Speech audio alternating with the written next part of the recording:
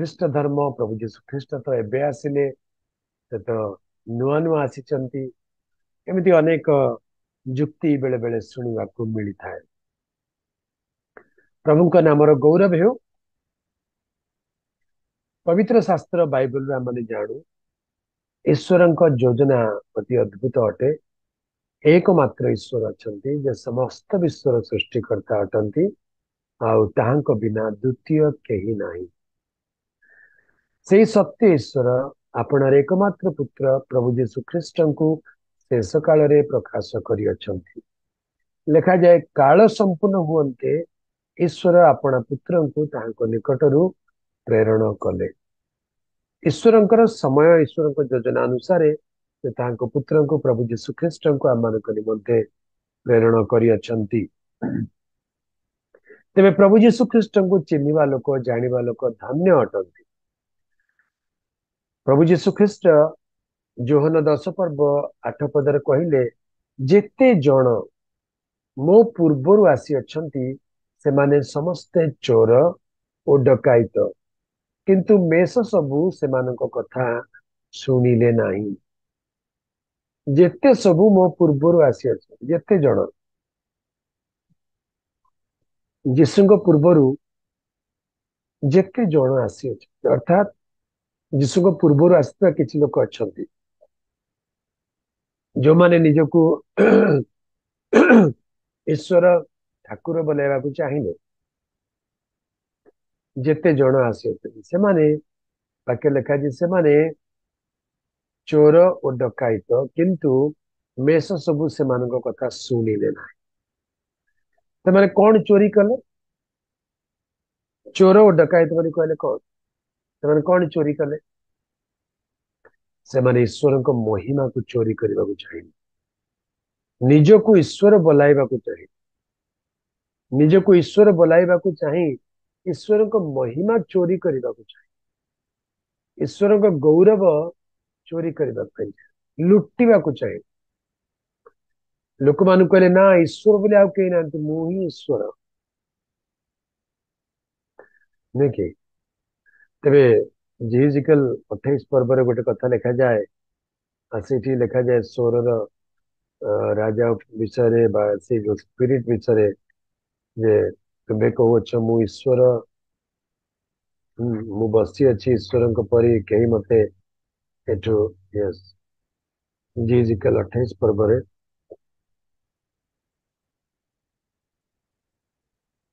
9 ପଦରେ, ତଥାପି ତୁମ୍ଭେ କି ଆପଣା ବଦ୍ଧକାରୀର ସାକ୍ଷାତରେ କହିବ ମୁଁ ଈଶ୍ୱର, ମାତ୍ର ତୁମେ ତ ଆପଣା ଆଘାତକାରୀର ହସ୍ତରେ ମନୁଷ୍ୟ ମାତ୍ର ଅଟ, ଈଶ୍ୱର ନୁହଁ। ତୁମେ କି ଆପଣା ବଦ୍ଧକାରୀର ସାକ୍ଷାତରେ କହିବ ମୁଁ ଈଶ୍ୱର, ମାତ୍ର ତୁମେ ତ ମନୁଷ୍ୟ ମାତ୍ର, ଈଶ୍ୱର ନୁହଁ। ସେ ନିଜକୁ ଈଶ୍ୱର ବୋଲି ଅନେକ ଲୋକ କହିବାକୁ ଆରମ୍ଭ କଲେ, ବଟ୍ ଦେ ୱେର୍ ନଟ୍ ଗଡ୍। ସେମାନେ ଈଶ୍ୱର ନଥିଲେ, ଈଶ୍ୱରଙ୍କ ମହିମାକୁ ଚୋରି କରୁଥିଲେ, ଈଶ୍ୱରଙ୍କ ଗୌରବକୁ ଚୋରି କରୁଥିଲେ। ସେଥିପାଇଁ ପ୍ରଭୁ ଯୀଶୁ କହିଲେ ସେମାନେ ଚୋର ଓ ଡକାୟତ। ଆଉ ମେଷମାନେ ସେମାନଙ୍କ କଥା ଶୁଣିଲେ ନାହିଁ, କାରଣ ମେଷମାନଙ୍କୁ ଦେବା ପାଇଁ ସେମାନଙ୍କ ପାଖରେ କିଛି ନଥିଲା। ଦେ ହାଡ୍ ନଥିଂ ଟୁ ଅଫର। ମେଷମାନଙ୍କୁ ଦେବା ପାଇଁ କିଛି ନାହିଁ। ଆପଣ ବୁଝିବାକୁ ଚେଷ୍ଟା କରନ୍ତୁ ଆଉ ରିଲେଟ କରିବାକୁ ଚେଷ୍ଟା କରନ୍ତୁ। କାହା କାହାକୁ ଭାବୁଛନ୍ତି ଯେ ସେମାନେ ଯୀଶୁଙ୍କ ଠାରୁ ପ୍ରାଚୀନ, ସେମାନେ ଯୀଶୁଙ୍କ ଆଗରୁ ଆସିଲେ, ପ୍ରାଚୀନ ଧର୍ମ। ସେମାନେ ମେଷମାନଙ୍କୁ କଣ ଦେଲେ? ସେମାନେ ମନୁଷ୍ୟମାନଙ୍କୁ କଣ ଦେଲେ? କେହି ଆସିକିରି ଯୁଦ୍ଧ ଦେଲେ, କେହି ଆସିକିରି ଭ୍ରଷ୍ଟ କରିଦେଲେ, କେହି ଆସିକି ଲୋକମାନଙ୍କୁ ଠକିଲେ, ଭଣ୍ଡିଲେ। ତେଣୁ ମେଷମାନେ ସେମାନଙ୍କ କଥା ଶୁଣିଲେ ନାହିଁ। ନ ଶୁଣିବାରେ ସେମାନେ କଣ କଲେ? ଡରେଇଲେ, ଧମକେଇଲେ, ମତେ ଯଦି ନ ମାନିବୁ ତାହେଲେ ମୁଁ ତତେ ମାରିଦେବି, ମତେ ଯଦି ନ ମାନିବୁ ମୁଁ ତତେ ଖାଇଦେବି। ଏ ଖାଇବା ମାରିବା, ଏଇ ଯୋଉ ଭାୟୋଲେନ୍ସ, ହିଂସା, ଭ୍ରଷ୍ଟ, ଏଇଟା ଆରମ୍ଭ ହେଇଛି ଆଦି ପୁସ୍ତକ 6 ପର୍ବରେ। आदि पुस्तक 6 पर्व तार एक सूचना अच्छी। पृथ्वी वायलेंस रे पूर्ण है, हिंसा रे पूर्ण है, नहीं कि आ पृथ्वी भ्रष्ट हो गला। कारण से कालर महामहावीर माने से उत्पात करने को लगे। से खाली शरीर प्रकांड थिला, किंतु से बुद्धि नथिला।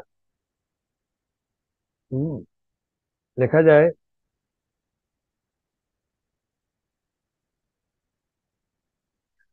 से समय पृथ्वी परमेश्वर के साक्षात भ्रष्ट थिला और पृथ्वी दौरात्म्य परिपूर्ण थिला। दौरात्म्य जुआड़ देखिले सियाड़े दौरात्म्य। लोक मान को मारी जाउछंती, लोक मान को खाई जाउछंती, लोक मान को कष्ट दउछंती, जंत्रणा दउछंती। जेते अपकर्म से समय घटिला। एक विचित्र कथा अटे। सृष्टिर आरंभर कथा बाइबल शास्त्र ईश्वर वाक्य आम कथा बुझा पारू। मनुष्य मान सृष्टि करने पूर्वर स्वर्गदूत माने सृष्ट हेले। से माने ईश्वरंकर पुत्रगण बोली जनागले। बेन ए एलोहिम बोली लिखा है। पुत्रगण कन्यागण नुहंती, केवल पुत्र मान को प्रभु सृष्टि कले। बेन ए एलोहिम स्वर्गदूत माने दे आर ओनली मेल पुत्रगण, sons of God. Daughters of God नथिले, परमेश्वर को कन्यागण नथिले। That is tragedy. तेबे कन्यागण नथिबारु कौन है? कन्यागण दरकार ही नथिला। तेणु परमेश्वर स्वर्गदूत मान को सृष्टि कला बेले केवल पुत्र मान को सृष्टि कले, कन्या मान को सृष्टि कले ना। पुत्र बोली कहले तार गोटे अर्थ अच्छी। पुत्र अर्थ ओबीडियंस, कथा मानिबा। पुत्र जेपरी पितार कथा मानती सेपरी स्वर्गदूत माने स्वर्गीय पितांकर कथा मानिबे। किंतु से मानक मध्य केतेक विद्रोही हेले। लुसिफर से प्रमुख। से कहला मु परमेश्वर को तुल्य हेबी, मु परमेश्वर को तुल्य है। आच्छादनकारी किरूब कहला मु तो परमेश्वर। तो गोटे दल से माने कौन हेले? विद्रोही हेले। से स्वर्गरु तड़ा गले। से स्वर्गरु तड़ा गले। आ वाक्य लिखा अच्छी मल्क सॉरी लुसिफर विषय जे परमेश्वर ताकू भूमि रे निक्षेप कले। परमेश्वर ताकू भूमि रे निक्षेप कले। आउ एते जोरे निक्षेप कले जे तत्कालीन पृथ्वी जो थे कि समुद्र ही नथिला, सुंदर एक पृथ्वी थिला। परमेश्वर आकाश मंडल और पृथ्वी सृष्टि कले बोली लिखा अछि। आदि पुस्तक 1 पर्व 1 पद। परमेश्वर आकाश मंडल पृथ्वी सृष्टि कले। आकाश मंडल सृष्टि कले आ पृथ्वी सृष्टि कले। से आकाश मंडल रे बा हेवेन्स बोली कहले स्वर्ग रे स्वर्गदूत मान को मध्य सृष्टि कले। किंतु परवर्ती समय स्वर्गदूत माने से माने विद्रोही हेबारु से सेमानकु वाक्य लेखा अछि तुम्हें पाताल को गर्तर प्रांत सीमा को अवरोहित हेब। प्रभु पाताल को यस 12 पद लेखा अछि गोष्ठीगण को नत कर हे लुसिफर प्रत्युषर पुत्र तुम्हें किपरि स्वर्गरु पतित हेल। गोष्ठीगण को तुम्हें नत कर तुम्हें किपरि भूमि रे निक्षिप्त हेल। तुम्हें स्वर्गरु पतित हेल। स्वर्ग वो पृथ्वी को प्रभु सृष्टि कले। स्वर्गरु पतित हेला कोठी पड़ला? पृथ्वी रे पड़िला। पृथ्वी रे पड़िबारु कौन हेला? बड़े विचित्र घटना घटिला। पृथ्वी रे पड़िबारु समुद्र सृष्टि हेला। आईब रे लिखा जाए, आईब पुस्तक रे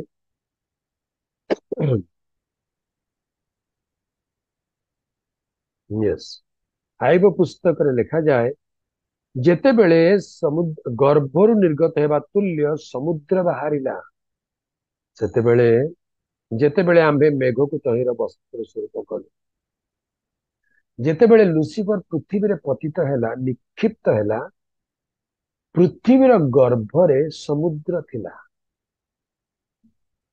ପୃଥିବୀର ଗର୍ଭରେ ସମୁଦ୍ର ଥିଲା, ଆଉ ସେ ନିକ୍ଷିପ୍ତ ହେବାରୁ ପୃଥିବୀର ଗର୍ଭରୁ ସମୁଦ୍ର ନିର୍ଗତ ହେଲା।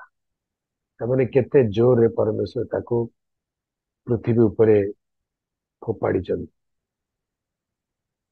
ସମୁଦ୍ର ନିର୍ମିତ ହେଲା, ଆଉ ପ୍ରଭୁ ମାନେ ଆଦି ପୁସ୍ତକ 1 ପର୍ବର 2 ପଦର ତଳକୁ ଦେଖିଲେ, ତାପରେ ସେଇ ସମୁଦ୍ରର ଜଳରାଶି ସମୁଦ୍ରକୁ ଢାଙ୍କିଦେଲା।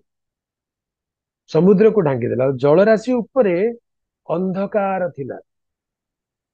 ଜଳରାଶି ଉପରେ ଅନ୍ଧକାର ଥିଲା। ପରମେଶ୍ୱରଙ୍କ ଆତ୍ମା ଜଳରାଶି ଉପରେ ବ୍ୟାପ୍ତ ହେବାକୁ ଲାଗିଲା। ଏହି ପ୍ରକାରେ ପ୍ରଥମ ପୃଥିବୀ ଲୁସିଫର ପତନ ସକାଶୁ ଯାହା ଖଣ୍ଡିତ ହେଇଯାଇଥିଲା, ତାକୁ ପବିତ୍ର ଆତ୍ମା, ପରମେଶ୍ୱରଙ୍କ ଆତ୍ମା ସୁରକ୍ଷିତ କରି ରକ୍ଷା କରୁଥିଲେ। ଆଉ ସେଇ ପୃଥିବୀକୁ ପ୍ରଭୁ ପୁନଃ ନିର୍ମାଣ କଲା ପରି 1 ପର୍ବରେ ପୃଥିବୀକୁ କହିଲେ, ଦୀପ୍ତି ହେଉ, ତହିଁରେ ଦୀପ୍ତି ହେଲା। ଶୂନ୍ୟ ସୃଷ୍ଟି ହେଉ, ଶୂନ୍ୟ ସୃଷ୍ଟି ହେଲା। ସମୁଦ୍ରର ଜଳ ସବୁ ପାଖେଇ ଯାଉ, ପୃଥିବୀ ଦେଖାଯାଉ, ହେଲା। ଆକାଶରେ ସୂର୍ଯ୍ୟ ଚନ୍ଦ୍ର ଥାଆନ୍ତୁ, ହେଲେ। ସମୁଦ୍ରରେ ଜଳଜ ଜଙ୍ଗମ ଥାଆନ୍ତୁ, ହେଲେ। ଷଷ୍ଠ ଦିନରେ ସ୍ଥଳ ଭାଗରେ ସବୁ ପ୍ରକାର ଜୀବଜନ୍ତୁ ସୃଷ୍ଟି ହୁଅନ୍ତୁ, ହେଲେ। ଶେଷରେ ମନୁଷ୍ୟକୁ ପ୍ରଭୁ ସୃଷ୍ଟି କଲେ। ରୋଚକ ବିଷୟ, ପରମେଶ୍ୱରଙ୍କ ପୁତ୍ର ଗଣଙ୍କୁ ସୃଷ୍ଟି କଲା ବେଳେ, ନୁହେଁ କି, ଆଇବ ପୁସ୍ତକ 38 ପର୍ବ ଲେଖାଯାଏ, ହଁ, କାହା ଉପରେ ତହିଁର ଭିତ୍ତିମୂଳ ଦୃଢୀଭୂତ ହେଲା, ବା ପ୍ରଭାତୀୟ ନକ୍ଷତ୍ର ଗଣ ଏକ ସଙ୍ଗେ ଗାନ କରିବା ବେଳେ ଓ ପରମେଶ୍ୱରଙ୍କର ସନ୍ତାନ ଗଣ ଆନନ୍ଦରେ ଜୟଧ୍ୱନି କରିବା ବେଳେ କିଏ ତହିଁର କୋଣ ପ୍ରସ୍ତର ବସାଇଲା। ତେବେ ପରମେଶ୍ୱରଙ୍କର ସନ୍ତାନ ଗଣ ବେନ୍ ଏ ଏଲୋହିମ୍ ବୋଲି ଦେଖାଯାଏ। ପରମେଶ୍ୱରଙ୍କ ପୁତ୍ର ଗଣ, ପ୍ରଭୁ କେବଳ ପୁତ୍ର ଗଣକୁ ସୃଷ୍ଟି କରିଥିଲେ, ପୁତ୍ରୀ ମାନଙ୍କୁ ସୃଷ୍ଟି କରିନଥିଲେ। କିନ୍ତୁ ଯେତେବେଳେ ମନୁଷ୍ୟକୁ ସୃଷ୍ଟି କଲେ, ପୃଥିବୀରେ କହିଲେ, ଆପଣା ସାଦୃଶ୍ୟରେ ପ୍ରତିମୂର୍ତ୍ତିରେ ମନୁଷ୍ୟର ନିର୍ମାଣ କରୁ, ପୁରୁଷ ଓ ସ୍ତ୍ରୀ କରି ତାହାକୁ ସୃଷ୍ଟି କରୁ। ଏଇଟା ଗୋଟେ ବହୁତ ବଡ ଡିସିସନ ଥିଲା। ସ୍ୱର୍ଗଦୂତ ମାନେ କହିଲେ, ଆମକୁ ତ ପୁରୁଷ ଆଉ ସ୍ତ୍ରୀ କରି ସୃଷ୍ଟି କଲେ ନାହିଁ, ଏଇ ମନୁଷ୍ୟକୁ ପୁରୁଷ ଆଉ ସ୍ତ୍ରୀ କରି ସୃଷ୍ଟି କରିଦେବେ। ଆମକୁ ତ ଆପଣ ସାଦୃଶ୍ୟରେ ପ୍ରତିମୂର୍ତ୍ତିରେ ସୃଷ୍ଟି କଲେ ନାହିଁ। ହଁ, ସ୍ୱର୍ଗଦୂତ ମାନଙ୍କର ସାଦୃଶ୍ୟ ପ୍ରତିମୂର୍ତ୍ତି ଦେଖିଲେ ଆପଣ ଡରିବେ। ମଣିଷ ତ ଏତେ କ୍ୟୁଟ ଦେଖାଯାଏ, ସୁନ୍ଦର ଦେଖାଯାଏ, ନୁହେଁ କି? ମଣିଷ ଦେଖିବାକୁ ବହୁତ ସୁନ୍ଦର, କିନ୍ତୁ ସ୍ୱର୍ଗଦୂତ ମାନଙ୍କର ରୂପ ଆକାର ଦେଖିଲେ ଆପଣ ଡରିବେ। ହଁ, ଚାରି ଚାରି ମୁଖ, ଛଅ ଛଅ ପକ୍ଷ, ଭିତରେ ବାହାରେ ଚକ୍ଷୁରେ ପରିପୂର୍ଣ୍ଣ, ହଁ, ବଳୟରେ ପରିପୂର୍ଣ୍ଣ। ଏଇସବୁ ବିଷୟ ଯଦି ପବିତ୍ର ଶାସ୍ତ୍ର ଦେଖିବା, ଦେ ହ୍ୟାଡ୍ ନୋ ସେପ୍।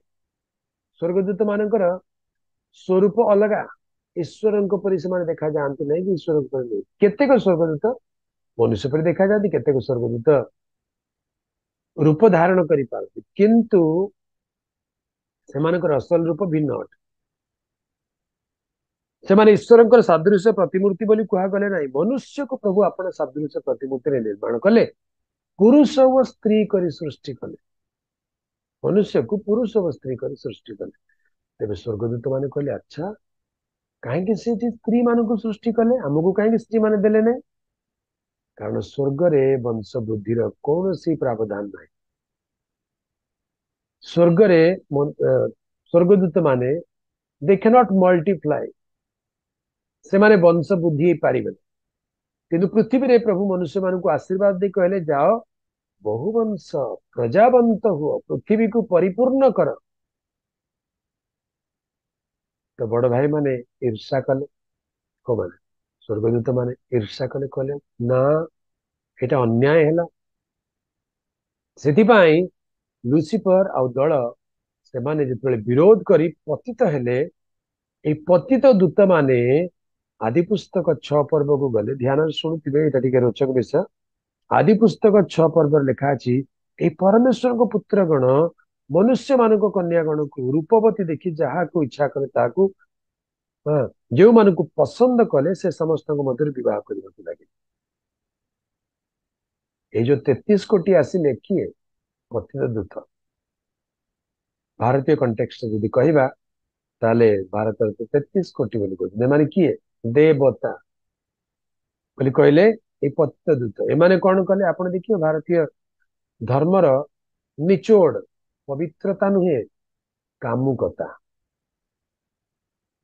भारतीय माने देवी देवता मानकर माने निचोड़ कहानी होची कामुकता किए बापा सांगे पळेलानी किए झील सांगे दर्शन कलानी किए कहा पत्नी को हरण कलानी एटा ही कहानी आज मध्य भारतीय सिनेमा बॉलीवुड रो कहानी सब कौन प्रेम कहानी पुओ पाई झील पाई एटा ही चल तेबे एई जो पतित दूत माने परमेश्वर को पुत्र गण से माने पतित हेले से माने कहले आमे स्त्री गण को अर्थात मनुष्य मानकर कन्या गण को मनुष्य मानकर कन्या मान अच्छे दूत मानकर कन्या मान ना दूत मान तो दे कैन नॉट रिप्रोड्यूस सेमानकर पुओ झील उत्पन्न करि पारंती नै तेणु मनुष्य मानकर कन्या गण को रूपवती देखि जहा पूछा ताको विवाह करबा को लागिले आउ वंश वृद्धि करबा को लागिले सेमाने कहले आमे भी वंश वृद्धि करबा सेतिपई सेमानकु गोटे बड़ काम करबा पड़ला स्वर्गरु पतित आउ जो स्वर्गीय शरीर थिला से शरीर परित्याग करी पार्थिव शरीर धारण करने को पड़ा आ सेमाने पृथ्वी को आसिले अनेकों पुस्तक बोले गोटे पुस्तक अच्छी एवं पब्लिक डोमेन मिल से आम अनेक क्लू पाई परिबा से माने गोटे पर्वत रे आलोचना करती जे मनुष्य जाति को भ्रष्ट करने को पड़ी कहीं मनुष्य आम मानकर कंपिटेटर पतित दूत मानकर प्रतियोगी से आमे जो पर्वत रे रहिबा कथा आमे जो उच्च रे रहिबा कथा हमको सेठु प्रभु तळକୁ पके दैचंती मनुष्य से जगह को जीव ईश्वर सहित रहिबो एटा ईर्षा रे से माने संभाली पारना तेणु वाक्य देखु एदन उद्यान रु से मानकु करेक्ट करिया पाई बड़ा विचित्र शब्द लिखा है से विषय समस्ते तो बुझी पारिबेने जो माने बुझिया चाहिए बुझंतु द्वितीय करंथिय 11 पर्व 2 और 3 पद लिखा 3 पद लिखा जाए जे सर्प जेपरी हबाकू भुलाइला द्वितीय करंथिय 11 पर्व तार 3 पद लिखा सर्प ए शैतान कौन कला से हबाकू भुलाइला सर्प आपण धूर्त तारे हबाकू जेपरी भुलाइला सेहीपरि काले तुम मान मन ख्रीष्ट प्रति सरलता और कपटतार भ्रष्ट हुए ये जो भ्रष्ट शब्दटा बड़ विचित्र शब्द भ्रष्ट हुए मोहर यही भय अर्थात शयतान कौन कला हबाकू भ्रष्ट कला बोली एथिरे बुझा जाए बड़ विचित्र शब्द अनेक विशेषज्ञ माने मत दियंती हबाकू भ्रष्ट कला बोली कहले कौन हबार पवित्रता को सर्प नष्ट करदेला से प्रथम जन गोटे कथा लिखा जाए जे कईन हूँ आदमर पुओ ना कईन कार पुओ लिखा है से कईन पापात्मार संतान जे कईन 3 पर्व 12 पद पापात्मार संतान जे कईन ताहापरि हुओ नहीं कारण से तार अपना भाई को बद्ध कला आउ से ताकू कहीं बद्ध कला कारण यही जे तार कार्य पापमय आ तार भाईर कार्य धर्ममय एटा चिंता करिवार विषय आपण माने जो माने बुझी पारुचंती निजे निजे ध्यान कर सर्प हबाकू भ्रष्ट कला तार अर्थ कौन आउ कईन पापात्मार संतान तार अर्थ कौन ए दुईटा भितर जदि किसी रिलेशन अच्छी ताहेले इट्स ए ह्यूज मैटर बहुत बड़ कथा तमाने पतित दूत ए सर्प ईश्वर सृष्ट नारी प्रति तार नजर रहा आ नारी को से पतित कर आहरी विचित्र विचित्र थ्योरी सब अच्छी नहीं कि आदि पुस्तक एक पर्वर नारी अलग दुई पर्वर नारी अलग अलग कहते एक पर्वर नारी विषय लिखा जाए पुरुष और स्त्री करी से सृष्टि कले नुहे कि पुरुष और स्त्री करी जदि सृष्टि कले तेरे दुई पर्व ईश्वर कहीं कहले मनुष्य एकाकी थिबा भल नुहे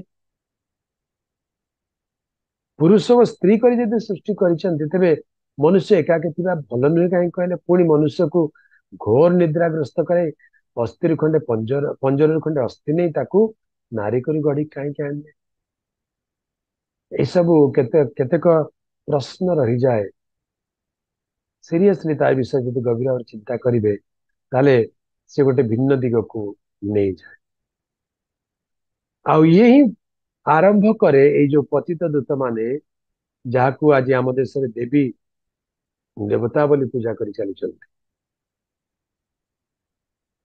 देवी देवता बोली पूजा कर चली से माने होचंदी एई माने पतित दूत मानकर वंशधर आम देश गोटे शब्द अच्छे आदि माता किए हवा नुहे ता पूर्व एक पर्वर स्त्री से चलीगला तामाने पुरुष कहीं एकाकी है मनुष्य एकाकी थिबा भल नुहे जदि थिबा भल नुहे तामाने सृष्टि तो कले पुरुष और स्त्री करी थिबा केमती भल नुहे तामाने सी रिबेल कर जाइछि से मध्य रिबेल कर जाइछि आ से अमर हो जाइछि से मध्य रिबेल कर अमर हो से मरी नहीं कहीं कारण से मना फल खाई नहीं से मना फल सीना खाई नहीं खाइले मरी नहीं तो आम देशर ये जो माइथोलॉजी रे आदि माता ही से रहीगल परमेश्वर को विद्रोही विरोधी रहा आउ पतित दूत मान द्वारा अमुक अमुक अमुक जन्म हेले से माने प्रथम त्रिदेव कुहागले अमुक है सबुक है यही सब पछरे किछि तो प्रेरणा थाए से काल्पनिक हेले भी कल्पनार स्रोत गोटे रही से कल्पनार स्रोत असल मंजी बाइबल भितर बाहर धरा पड़े किए कौठु आरंभ किए कौठु आरंभ आउ आदि पुस्तक 6 पर्व लिखा जाए सेते बेले दानव माने सृष्टि हेले दानव माने जन्म है ये जो दानव माने जन्म हेले एमाने दौरात्म्य कले एमाने वायलेंस कले पृथ्वी को भ्रष्ट कले कामुकतारे परिपूर्ण करें से जो स्पिरिट भ्रष्ट करिवार स्पिरिट शैतान रो काम सब बेले भ्रष्ट करने को चाहे प्रभु जीशु कहले शेष काल नोहंक समय परि समय है नोहंक समय लोटंक समय निचोड़ कौन मटेरियलिज्म नुहे नोहंक समय मटेरियलिज्म लोटंक समय मटेरियलिज्म नुहे कौन ता पछरे स्पिरिट पछरे स्पिरिट कौन नोहंक समय परमेश्वर पुत्र गण अत्यधिक भ्रष्ट करदे पृथ्वी क्या छाड़े लोटंक समय से स्पिरिट सदम गमरा काम कला समस्त को भ्रष्ट कले एपरिकी आसीथिबा लोटंकर अतिथि मानक स्वर्गदूत मानक भ्रष्ट करने को चाहते पवित्र दूत मानक तेणु सदम गमरा को नष्ट द्वितीय पितर लिखा जाए जे वर्तमान